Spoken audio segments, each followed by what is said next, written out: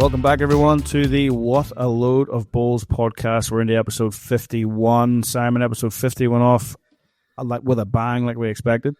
It did indeed. We had heaps of feedback, and the number of listeners definitely took a bit of another notch up with obviously the one and only Aaron Sheriff jumping on board with you and discussing his huge win at the AO singles. So if anyone has joined in this week and they haven't listened to it, jump back, episode 50. You can all jump back and re-listen to it. And yeah, it was a great listen and some insights into Aaron Sheriff. Yeah, it's Aaron's third episode with us.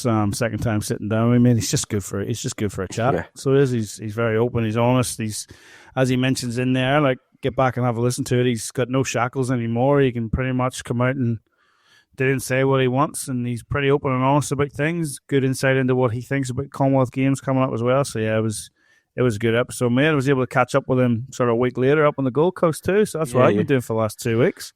Up in the old GC, and how was that? Oh, very good, mate. Didn't hear from you for 2 weeks. Beautiful. Absolutely beautiful. Oh, mate, the weather was fantastic. I know I've been having to keeping out a little bit of an eye on it there recently to see what's going on with a few bowls events coming up there, and they've copped a little bit of rain since. But I mean, we had beautiful weather. Took the family up to Australia Zoo. Nice. Mate, if you haven't done it, do it. And they're not paying anything for this episode, they should, but if you haven't done that one, do it. It's the third time I've been. For 2008 was the first time. So it was when I was traveling around with the boys, but now we went 4 years ago, went back this time, and mate, what a zoo. It's just big. The enclosures are fantastic for the animals, some really good animals, you know. Yeah, and we fed the giraffes, actually. Dipped into the old pocket this time, so the family could feed some giraffes. That was beautiful, mate.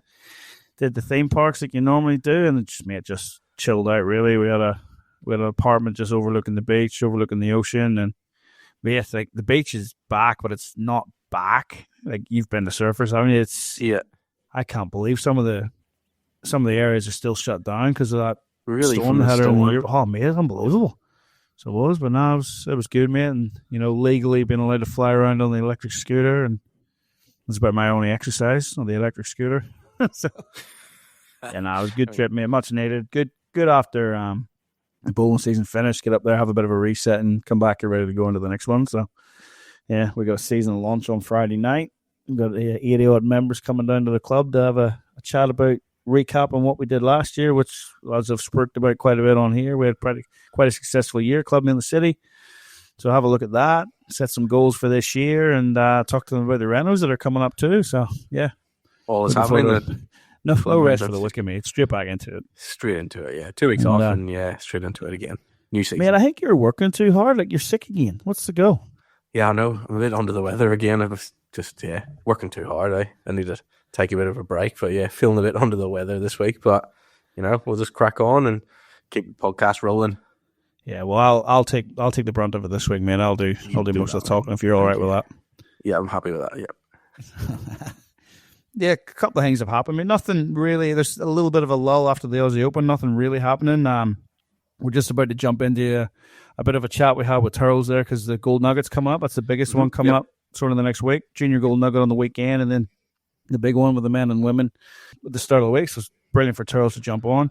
World Bowls have made some big announcements in the last couple of months, mate. So they have some big things coming out of there. So, and luckily enough, a bit of a preview, we're going to have Neil come back on, CEO Neil Dalrymple. And this time he's going to bring a mate. He's going to bring the president, Brett O'Reilly from New Zealand. So they're going to come on and talk to us about a few things that are happening there, such as, the World Cup, the World Champions. They've launched the World Series for the end of the year, which Aaron talked about in his interview as well. He's probably going to be involved in that now too. It's down in Club Barham in Victoria. So yeah, it'd be good to have a talk to them. And then obviously one of the big ones that sort of pointed out to me, because we didn't really keep tabs on it after we spoke about it, but Henselite must be doing well again. They've signed on to like a 3-year agreement with World Bowls to be their major supplier. And I know I used a certain supplier, you use a different supplier, but like Henselite is just synonymous with a sport, man, and I think we need them in there. So it's good to see them doing well again. And some nice new colours have come out there too. So now they're doing well. But yeah, certainly a good few things coming up, buddy. And regional championships, blah, blah, blah. Yeah. Just never stops. I'm looking forward to sitting down with Brett, actually, the president of World Bowls, actually get a bit of insight into, what's his role. Like, we all, as bowlers, we go out and play our bowls week in, week out. But in terms of the hierarchy of our sport, we never really get to know those kind of people that are in those positions and what they actually do. And I think if we all had a greater understanding of certain roles within our organizations, maybe, we'd be a bit more understanding of some of the decisions that are made or different things. So I'm looking forward to that. And yeah, he said he'd pop on with us and have a chat. So that'll be a good one to keep your eyes on the lookout for whenever he jumps on with us as a special guest in one of our episodes coming up. So for all the listeners out there, if you don't follow us or subscribe, hit that follow and subscribe button and get the podcast coming straight to your phone every fortnight, so you won't miss it. Make sure you follow us. Speaking of big decisions being made, Bulls New South Wales, buddy, they're starting on a new path for a strategic plan. So they are, and they're going around, they're doing a tour around the regions. It's caused a bit of a kerfuffle, as things normally do when they come out with things. I know you contacted me during the week. What kind of kerfuffle? No, well, they're going around all the regions for strategic planning, but they're doing it within 9 to 5 hours, which has got quite a few people offside. But realistically, you're never going to keep everyone happy.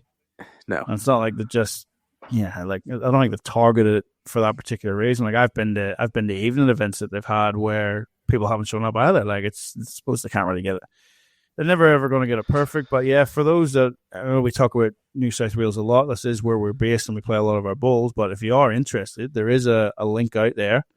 Get on the Bulls New South Wales website and Facebook, have a look around. They've got a link out there. If you're just a general member and you just want to give any bit of feedback into how Bulls is for you and what you'd like to see Bulls New South Wales deliver for you, it's there ready to go. And I had a good chat with Tim this week. Tim's pretty receptive to all that stuff. Like, yeah, Tim's not shying away from anything. He's pretty good. He's pretty good to talk to. I had a good chat to him at State Pennant, and then just flicked him a text there the other day. He got 5 minutes and he rang me and we had a good chat. So yeah, I'm a fan of Tim's. So I see they're advertising for more jobs as well. So we're obviously doing all right. There's a job on the go, Bulls New South Wales, The controversial one, I don't think the controversial one got filled in the end.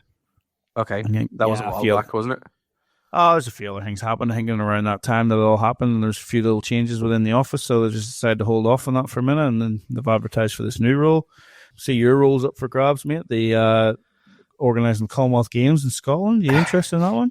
Well, we do know a few people that would be ideal for that, and one of the guys. Well, Chris Green, he was on a few episodes way back, actually. He's yesterday's news. He done it a while back ago, and he would be a prime guy, but I don't think he's probably settled down in Deer Park. I don't think he'd be venturing over to Scotland, I think, to run the Commonwealth Games. Oh, he's too busy with the UBC, mate. The UBC's draft just happened this week as well. Yeah. That's a great initiative, that. I do like that, UBC. So it's an interesting one. I know we went into the draft the first couple of times and we sat there on video call going, we're going to get in, and no, we never did.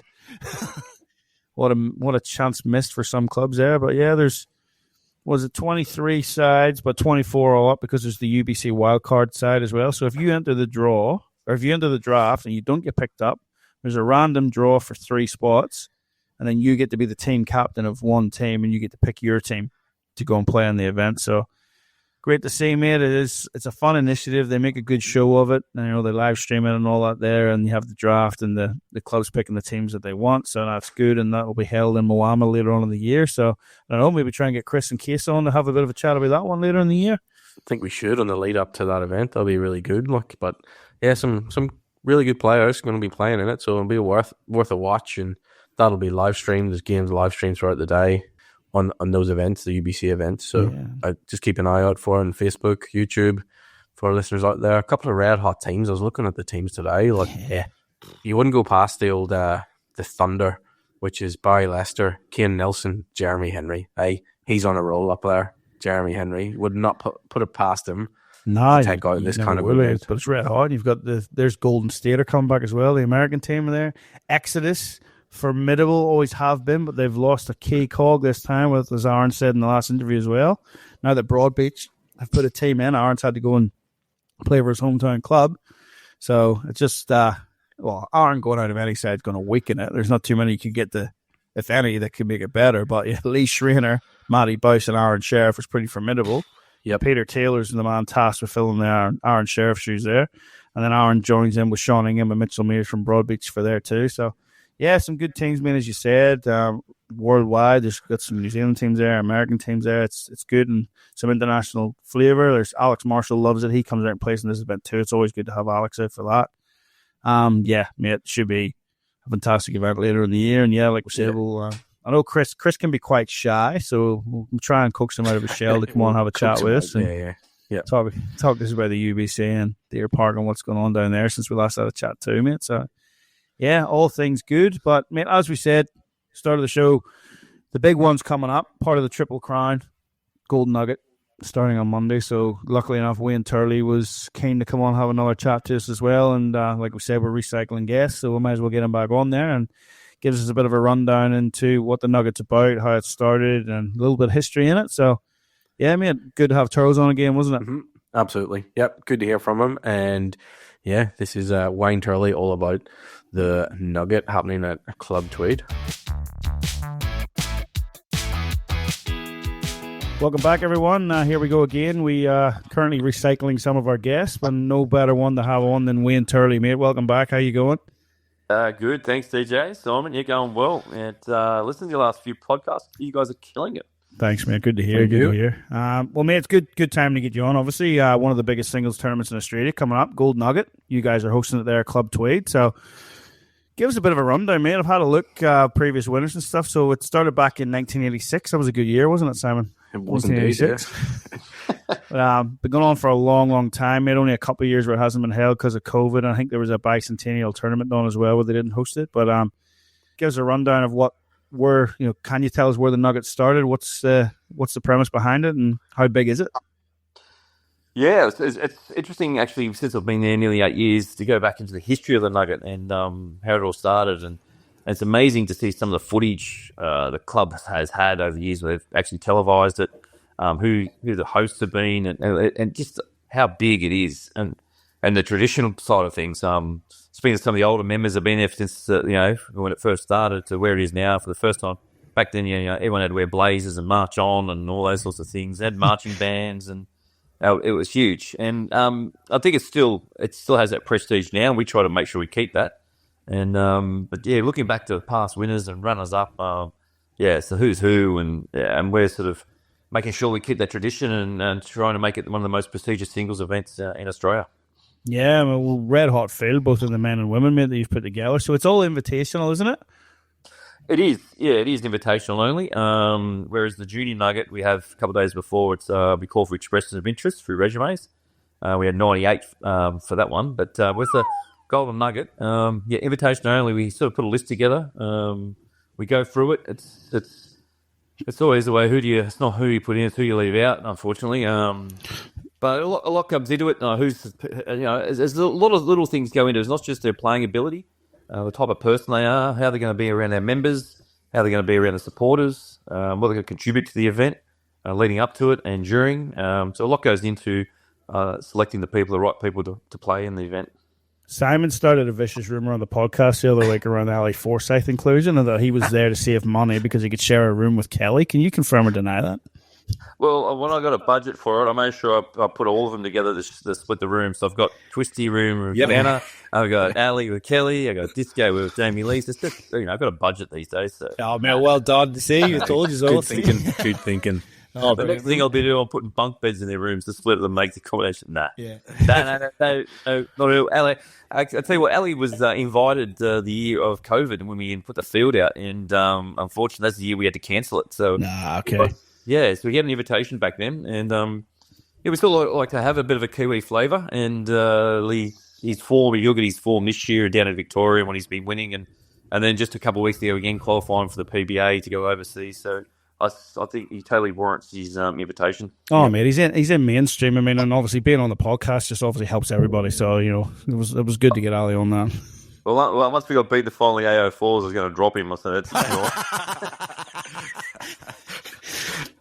No, I mean, well, you said it yourself, and we said it the other week too. Like it's more of a you're more blown back by the field whenever you actually look at who could have been in it and who's not in it.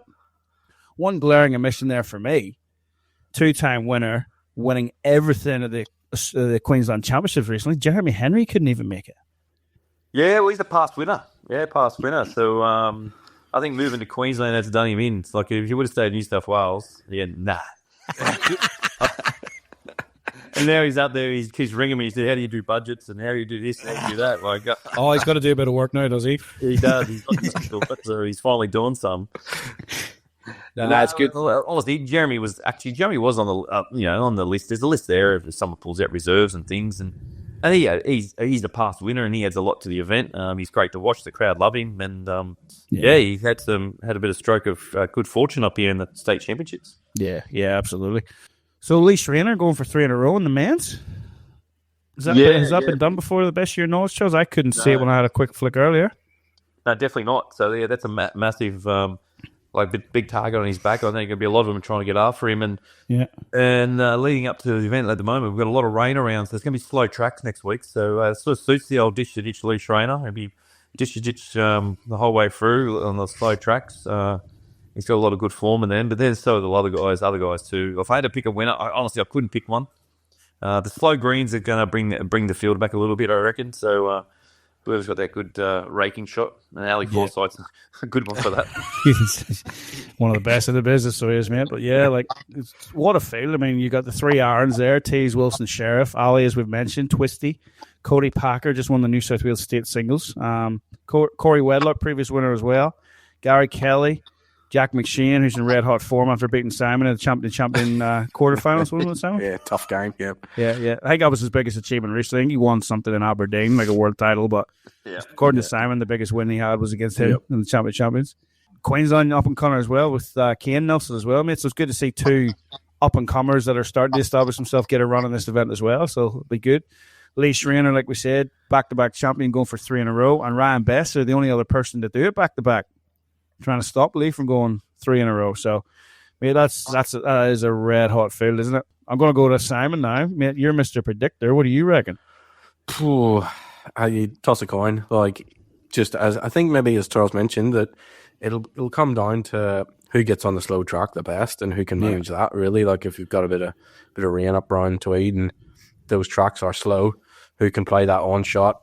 Whose drive shot's going to come into play? You're not going to be dead drawn much on a slow track, really. So, bit of tactics that way will come in, and whoever jumps on first on those slow greens will come out winner. So maybe it would have been in the favour of Jeremy Henry if he had been in the mix there. Maybe he would have been favourite, but I don't know. You can't pick that. Yeah, it's hard to pick, but like, mate, I had a chat, as you know, with Aaron Sheriff there recently. He seems to have the mindset. He was talking about it. He was talking himself up for it. He's a bit disappointed, obviously, how he went last year. Wants to make amends for that. But not only that, he's in the Aussie Indoor again, So that Triple Crown's on again for him. He's the only man to have done it. So he's definitely looking for that. So keep an eye out for Aaron Sheriff, as always. And Disco back-to-back Commonwealth Games singles champion. Mate, it's just an unbelievable field.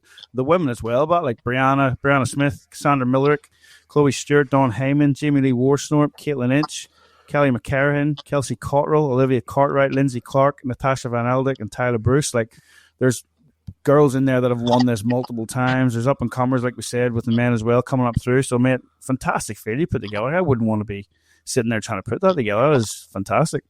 Yeah, it is a nightmare. And then when it gets down to the nitty-gritty and who you leave out, it's like you think, oh, my God, we're doing the right thing. And I know, and Ellen Fife, she was invited, but she's declined the invitation due to she's got a baby now, but also what she's got coming up commitments wise with obviously I think they're going to Scotland, and she might have a Malaysian trip and stuff like that. So so it gives opportunities to other people, and we try and get that little bit of mix that the people that are up and coming, but also have achieved and won things as well. So So no, we're very excited about the field. We're really excited. The club's sort of gearing up for a big week, particularly with the Junior Nugget, which everyone's sort of right. We had Hong Kong arrive today, so we've got a bit of international flavour with the Junior Nugget this year, Hong Kong and New Zealand. So we're really excited about that one. That kicks off with a little bit of a get-together on Friday night and meet and greet barbecue, then Saturday and Sunday. And then it works really well because the finals of the Junior Nugget are on. The Gold Nugget players are arriving. They're there watching the final. They're there for the presentation, and then we have a meet and greet night with the Golden Nugget with all the players in an open draw because there's no draw to the night, and then we interview the Junior Nugget winners amongst all the players. So it's a really good sort of night, low key, but we just have a bit of fun. I interview the players and get to know a little bit more about them, and the juniors are involved as well. Well, it's brilliant for the juniors, isn't it, to see that? I mean, to play in their version of it, to then see the big ones coming in afterwards. But as you said, to be able to integrate with them as well and have them watch them play, it just gives them that bit of a spur on for their own careers as well. And yeah, the interviews is a great part of it, mate, because there's not a lot of emphasis put into that for off the green behaviour as well at times, and that's something you always got to do when you're successful. So that's good to see you're doing that type of thing, mate. So. Yeah, with the Junior Nugget too, like tomorrow morning, 6 o'clock, we get all the little robots come in and get the greens start get spray painted up. The grandstands come in tomorrow, all the ditch signs, and it wasn't until about 5 or 6 years ago. Maybe the Junior Nugget used to be played on the indoor only, and basically no one would see them up there on our green. It would be the parents and a few people. So now we showcase them outside to the public, and they see it. They're actually playing on the green with all the logos on. They're getting live streamed, exactly the same as the Golden Nugget. So it's good exposure for the under 18 players as well. Yeah, that's awesome. So it is, mate. Awesome. So format of play then, it's both the men and the women are split into 2 different groups, is that right? 2 groups of 6 and just 2 games a day, 25 up, dead ends replay. Yep. So, so just 2 games Monday, 2 games Tuesday, 1 game Wednesday morning. First in the section goes straight through the semi, and second and third play off Wednesday afternoon for a spot in another semi. And then the last day, then the semi-final and the final. Final, yep, all just 25 up. 9:30 in the morning, 1:30 in the afternoon. So, it's good. The crowds get along. Used to be huge. The live streaming sort of thing killed it off a little bit. We still get exposure worldwide for it, but just actual crowds itself. Yeah. We've noticed it's dropped off the last couple of years, including the Australian indoor too when we host that. They have dropped off. They can sit there in the lounge room now and watch it on the big screen. So, well, that's it. We were talking about it. It happened at Platinum Penta final too, but I think that was a lot to do with how good the commentary was as well, not just the live streaming. But listen to it. It's fantastic. So it is. Yours are live streaming this one as well. Yeah, live stream the Junior Nugget and live stream the Golden Nugget. Yep. Yeah, nice. Did you lose my email address? I didn't get an invite for the commentary, mate. I just noticed that. Sorry about that. Nah, you're all good. So that's good, mate. So just Facebook and YouTube, is it? Or what way is doing it yet? Yep. Facebook, and is it your own live stream, or are you just getting anyone in to do it? I get the Gold Coast media team, Robbie Allen, coming in to do it all. Yeah, nice. So we can tune in and watch that next week and see Ali Forsyth win the Gold Nugget. Isn't that what Simon said? Yep. It'll be interesting. It's as I say, the open draw. It's it's good fun. Like the little nuggets, they turn them over, and that's their spot in their section. So, so it's all good. A good fun night on Sunday night, and we're looking forward to a huge week. Yeah, awesome, man. No, you really do put on a good show. I'd love to get up one year and have a watch, because obviously not getting up to play on it. Simon was missing his invite, but yeah, no, I didn't get it in the post. Didn't come. Yeah, I was lucky enough to play about 2 or 3 of them, and nice. Yeah, it was good. Back then, the crowds were really big, full of live streaming sort of things, and huge crowds and good atmosphere, and we're just the board's very supportive of making sure it's a big investment when you put all the costs involved and the prize money and all the costs. So the board's fully supportive of continuing the tradition. That's fantastic, and you nailed it there, mate, with tradition too. Like it's great to see. I mean, you've played out here for a long time. You know what's going on. You know of all the prestigious events, and some of them have fell by the wayside. For this one to keep going, like it's one that's always on the calendar. Everyone keeps an eye out for it, whether they're the elite or whether they're just the Joe blogs every day that just wants to watch the elite. So, mate, it's a fantastic event. It's great to see you making such a big deal of it, and also then like as we said, the way you incorporate the juniors into it as well. Fantastic, mate. No better man for it, in all honesty. So, yeah, mate, well done to you. Well done to Club Tweed. And certainly looking forward to see how it plays out next week. Thanks, DJ. Yeah, everyone's still got to wear the white bottoms. Yeah, still got to keep the white pants, shorts, just the Nugget shirts. So keep that little bit of tradition. So, yeah, looking forward to it. It's going to be a big week. And unfortunately, the weather, we can't control the weather at the moment, but we should be getting some fine weather next week. So the greens will be a bit slow, unfortunately, but the bowlers will adapt and put a show on for us. It's the same for everyone, isn't it? So exactly. Good luck to them all now, mate. Turley, thanks for your time, mate. It was good to have you on again. Yeah, hopefully we'll have you back in another couple of weeks or whatever to chat about a few more things. Aussie indoor and everything coming up. I mean, you do some good things up there at Club Tweed, so well done to you and the team, mate. Thanks, DJ. Thanks, on. Thank you.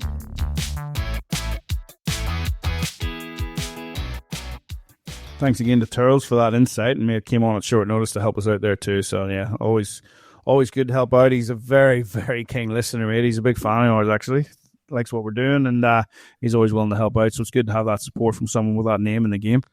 Yeah, it's good to get feedback from our listeners out there. We did get a really good mention or a good contact us from Ryan Dixon down at Clayton. So he's took over that role down there as we spoke to Ali a few podcasts back. Yeah, he got in touch with us and thanked us for all our efforts that we do in the podcast and the content that we put out there. And it's great to hear back some positive feedback. But obviously, we love to hear from you guys, and we love to hear what you guys want to know and who you want to hear from, because that helps us direct the podcast and our content to what you guys want to read and want to listen to. And yeah, we're happy to receive any sort of feedback, whether it be good or bad, and that obviously helps us to make things better for all the bowlers out there. So we're reaching the far-flung corners of the globe with our podcast. The hits on the Bowls Academy website and the views of our podcast is and streaming is certainly going up and up week on week. So long way to continue, and it would be great if you could get in contact with us, Simon at thebowlsacademy.com or DJ at thebowlsacademy.com. If any thoughts or feedback would be great. Yeah, absolutely. As we said, man, we asked for quite a lot, and a few people sort of said, "Oh, you got to stop asking for feedback." No, it's hard. It's a hard gig. Actually, we love doing this, but it can be a hard gig when you don't know exactly what people are thinking. It's good when you get a tap on the shoulder every now and again when you're at a club and they go, "Oh, I've been listening to your podcast. It's really good." But yeah, just to get on and drop a comment, even just on your Facebook page, just to say, we'll love to hear about this. There's nothing, like, we're not attached to any association or any national body. We'll talk about what we need to talk about. Like, we're not scared to not offend people, but we'll speak our minds. We've proved that over the last 51 episodes. Yep. So by all means, folks, there's no topics off the table. If there's something you want to hear about, like just general chat you hear around tables of knowledge and all those bowls clubs, if you want to hear more of it in our opinions, flick Simon that email and yeah, we'll dig into it. Absolutely. So, and if there's somebody that would be ideal to come on and speak about something maybe that's happened at your club or something you've gone through at your club, whether it be sort of renovations, whether it be from a team perspective or you've won something or a regional thing, and what your club or team did to achieve that and how you went about it, just to share that knowledge out there and give that knowledge out to the other bowlers and other volunteers that are in club positions, things like that. We're happy to receive that and fulfill that if you want to come on and speak about something that's happened recently at your club or your team. Yeah. Absolutely. So, yeah, thanks to Ryan for that feedback, mate. It was really good. It was good to hear from him. Things going well for him down in Clayton there at the minute, and long may it continue. Hard task when you have an Ali down there, but look, Kelly's probably there to help out. Just need to get her an Uber every now and again if Ali's not available to drive, apparently. Speaking of Ali, mate, now, it was a brilliant interview with Ali. Now, we are biased. We've known him for a long time. We're good, big fans of him anyway. It was a brilliant, brilliant interview. But, mate, what did he just go and do? He said what his goals were for his career, and part of the big thing is he wants to get back in the frame for Commonwealth Games. Yep. And one key thing he put aside for that was, I've entered the PBA for the very first time, and I'm going to go play in the World Qualifiers and hopefully qualify for Potters for the first time at the first attempt. Yep. How did he go, Simon? He went and done it. He flew over to WA and qualified to go to Potters. What a dedication. But, like, just the audacity to go, I know. I'm just going to do that and qualify for Potters. Like, I know it wasn't that laid back. I'll just play and I'll be good. Yeah. But to sign up to the PBA, which hasn't been done before, to then fly to Perth, like, that's not cheap. Stay in Perth and then play in those events. So there's 2 qualifiers for the World Championships. There's only 2 spots available. Yeah. Ali Forsyth goes, yep, I'm in. Unbelievable. All credit to him. I know we like the GMO, but all credit to him. That is unbelievable. I think he did say he had to win, was it 6 or 7 games? I think it was 6 or 7 games he had to win to do it. So yeah, that was well done, Ellie. Like, brilliant. And yeah, obviously when Potters turns up, and we'll certainly be watching it now this year. I'll have to put it on mute though. Like the sound and the rustle of lollies and coughing and all that kind of stuff that you hear in the background. I don't think that'll be putting Ali off. I haven't played in many major events over here, but I'll certainly be on the lookout whenever he's on the big screen there. I'm on the lookout for, I haven't actually mentioned this yet, but I'm on the lookout for, what flag is he playing under? What flag is he playing under? That is an interesting question. I don't know. Did he sign up from the PBA New Zealand or did he sign from the PBA Australia? Interesting. Maybe Ollie playing under the Australian flag. Shall I just send him a message here while we're recording and see what response I get? I'll just let him listen to it, and then we'll report back next week. So we will. But yeah, no doubt both of us will get a message. Nah, but like we said, my friend, it just shows you how these elite work, how their mindset works. You know, they have goals and targets, and for Ali to just come out and tell us that, surprisingly, when we're just having a chat to him, recording it, and to then go and do it, like, big smile on his face in the photograph. Absolutely. It wasn't a pretty one, but it was a big smile. Yeah. But I think all of us can take something from that if you put your mind to something and you really, really want to achieve it, you can do it. Like, don't just think, oh, I'm not going to enter the club singles because I'll never win it. Enter it anyway, and you never know what might happen.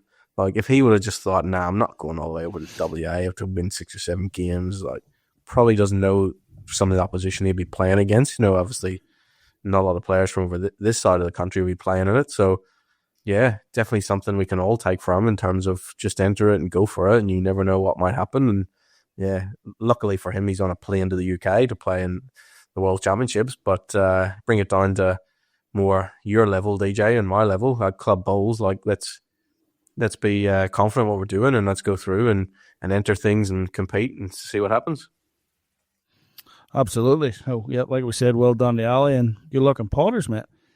But, mate, this, like, Bulls podcast, so the main thing we started this, something that we put our mind to and never thought we'd achieve, but yeah, we're 51 episodes in. Yeah. The big thing, the reason we started this was, mate, promotion of TBA, the Bulls Academy.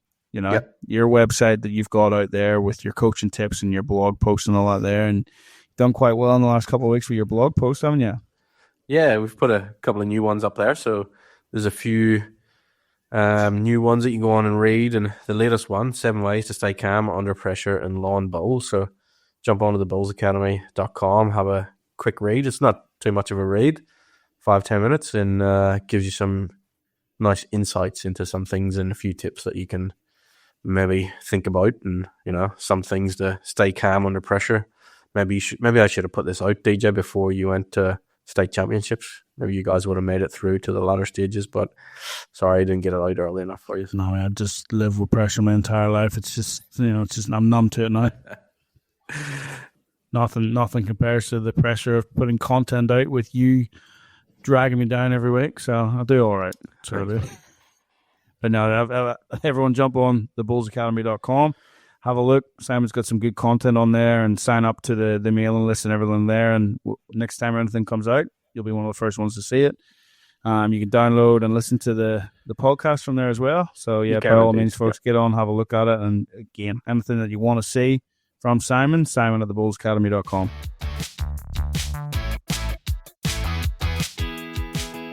As I mentioned earlier on, Simon, so we're going to get Neil and Brett on soon to have a bit of a chat. But one of the big things I'm pretty keen to talk to them about, I don't know if you've been keeping in touch with it, but the World Cup and the format that they're using now. So they're definitely using this by the looks of it. It'll be interesting to hear their point of view, but it's certainly been looked at a prelude or a game or an event to be used in preparation for what's coming up in the Commonwealth Games, which, as you showed me earlier today, as we record, is 365 days away. And for those that can't work that out, it's exactly 1 year. But yeah, so they're using this, and they've actually had to make a change. So we talked about it with Neil last time we spoke about how excited it was to have the World Cup going to Hong Kong. They've actually switched that. Hong Kong's going to have it next year, and it's going to Malaysia to their World Lawn Bowl Centre. Yep. From what I can gather, I'll have to get the confirmation off New for this. It's going to be played on portable rinks, which they're talking about using at the Commonwealth Games. Right. So the World Cup previously, as we've known, it was always what Jeremy owned pretty much. Yeah. The indoor singles for the men and the women, but it's a new format. So it's 6-person teams from 12 nations. Host nation Malaysia plus the top 11 finishers from the World Championships. So all your usual things are there, but you got 2 men, 2 women, and 2 para. Okay. So they'll be playing all that out across, and the para has to be mixed. It's got to be a man and a woman. It doesn't really matter what. I know they're all classified. It doesn't matter the classification. You just got to have 2 of each. So, yeah, I think it'll be played men's singles, men's pairs, women's singles, women's pairs, blah, blah, blah. So, yeah, that's one event I'm really looking forward to speak to Neil about, find a bit more out about it. And yeah, especially with, like we said, I love the Commonwealth Games. I love that we're still in the Commonwealth Games. So just to hear how that's going to be set up and what they're looking at from that event to then hopefully make the Commonwealth Games as good as it can be so it stays in the Commonwealth Games.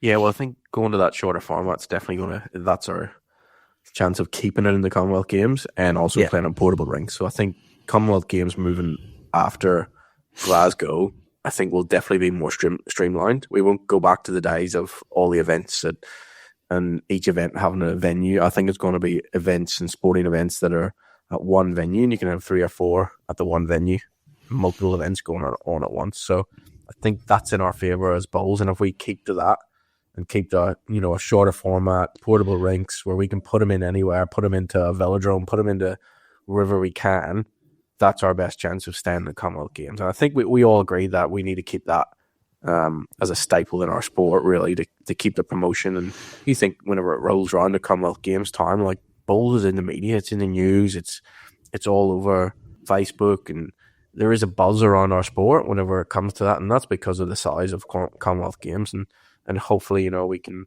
attract more people and get more people in our sport that way. Yeah, absolutely. And then another big thing to talk about with World Bowls too, big announcement, the World Championships. There's been a question mark over it and a few other things because of what's happened basically since COVID with the Commonwealth Games, what's going to be happening.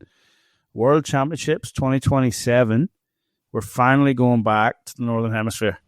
So we are. So I'm excited about that. I know it's going to be a big leveler for some. Yep, absolutely. So obviously we've had Commonwealth Games in the Northern Hemisphere. It seems to alternate, but we haven't had a World Championship. I'm going to put you on the spot here.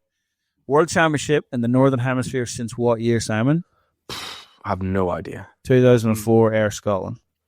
Air Scotland. Yeah. Right. So I think it was 2000 was Joburg in South Africa. 2004 was Air. 2008 was Adelaide. 2012 was... No, sorry, 2008 I think was Christchurch. 2012 was Adelaide. 2016 back to Christchurch. And then what's the next one? That was the Gold Coast. So Gold Coast. Yep. Be good to get it back up. Bowls England at Leamington Spa. So it is. I think the last time England hosted it was at Worthing. So also it's going back to Leamington Spa now too, which we're pretty familiar with. It's not a bad setup there. It's pretty good. Commonwealth Games was held there in Birmingham in 2022. So a lot of the players will be familiar with it. But yeah, it's just good to have that, mate. We need to get it shared around. We need to have it exposed to different nations, and hopefully with like we said, just talk about the World Cup in Malaysia, and then the next one being Hong Kong. Hopefully that's something we could push to those Asian nations to maybe host a World Championship event sometime soon as well. So yeah, a couple of good, exciting things to talk about. We're not 1,000% sure just yet when we'll get talking to Neil and Brett. Brett's he's overseas at the minute, but they are very keen to come and talk to us. So hopefully that'll be in the next couple of episodes. But yeah, as for now, folks, I think that's enough for this week. Yep, we've done pretty well. So yeah, Simon's signaling to wrap up. So DJ, you've spoken off. So anyone that's playing anytime soon, always remember, keep that little disc on the inside. And good luck in those greens.